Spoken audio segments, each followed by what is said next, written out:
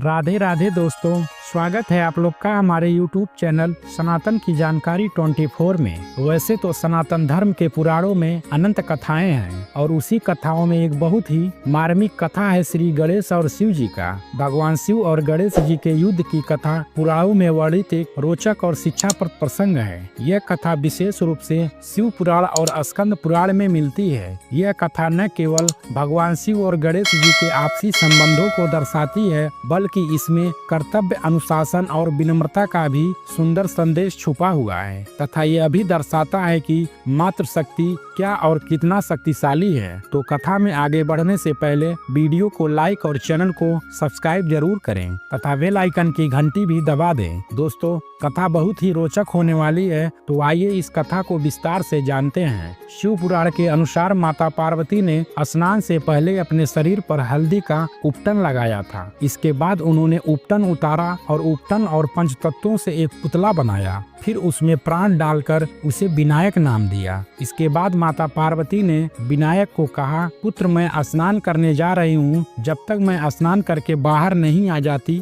तब तक किसी को अंदर आने मत देना। कुछ समय बाद भगवान शिव अपनी साधना पूरी कर माता पार्वती से मिलने उनकी गुफा में जाने लगे, लेकिन विनायक जी ने उन्हें रोक दिया और कहा, माता का आदेश है कि जब तक मैं स्नान कर रही हूँ तब तक किसी को अंदर आने मत देना। भगवान शिव ने उस बालक को बड़े प्यार से देखा और मुस्कुरा कर पूछा, बालक तुम कौन हो और यहाँ क्या कर रहे हो? इस पर विनायक जी बोले, मैं माँ पार्वती का पुत्र विनायक हूँ। भगवान शिव ने समझाया, मैं पार्वती का पति हूँ, मुझे अंदर जाने दो। परंतु विनायक जी ने कहा, आप चाहे जो भी हो, मेरा कर्तव्य माता के आदेश का पालन करना है। भगवान शिव ने बार बार समझाया पर विनायक नहीं माने। तब भगवान शिव का क्रोध बढ़ गया, क्योंकि विनायक जी ने उनकी बात मानने से इनकार कर दिया और उन्हीं के घर में उन्हीं को जाने से रोक रहे थे। शिव जी ने कई बार समझाने का प्रयास किया, लेकिन विनायक जी अपने स्थान पर अडिग रहे। यह विवाद धीरे धीरे बढ़कर संघर्ष में बदल गया।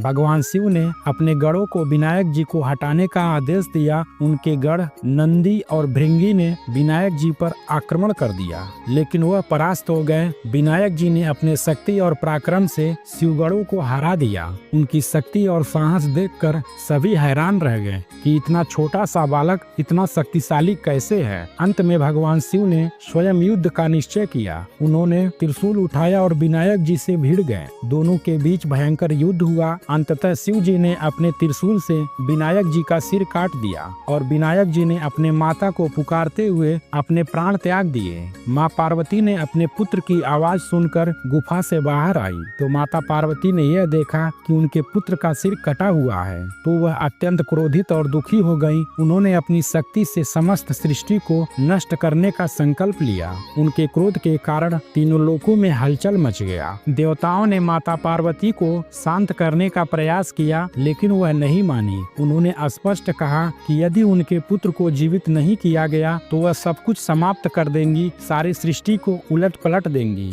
शिव गुस्सा होकर कैलाश से जाने लगे, परंतु शिव के आगे माँ भगवती खड़ी होकर उनका रास्ता रोकी। फिर शिव दूसरी तरफ बढ़े, लेकिन शिव जिस भी दिशा में जाते माँ भगवती उसी तरफ दिखाई देती और माता का क्रोध और भी उग्र होता जाता। तब भगवान शिव ने भगवान विष्णु और अन्य देवताओं के परामर्श से इसका समाधान निकाला। शिव जी ने ब्रह्मा और विष्णु जी के परामर्श से इंद्र सहित अपने गणों को कहा कि आप लोग कैलाश से नीचे जाइए और जो कोई भी जीव पहले मिले उसका सर काट कर लाइए। तभी सभी लोग कैलाश के नीचे गए तो देखा एक हाथी का बच्चा बैठा है जो कि नवजात था। ब्रह्मा जी ने कहा, यह बच्चा अल्पायु है, इसके मृत्यु का समय भी आ गया है। तब सभी ने उस हाथी के बच्चे का सिर काट कर शिव जी के पास लाए। भगवान शिव ने वह सिर विनायक जी के शरीर से जोड़ दिया और उन्हें पुनर्जीवित कर दिया। विनायक जी जीवित हो उठे। इसके बाद भगवान शिव ने उनके मातृ भक्ति के अडिग होने पर उन्हें आशीर्वाद दिया और कहा, तुम समस्त देवताओं में अग्रणी होगे। प्रत्येक पूजा में तुम्हारी प्रथम आराधना होगी और आज से तुम्हारा नाम श्री गणेश रहेगा।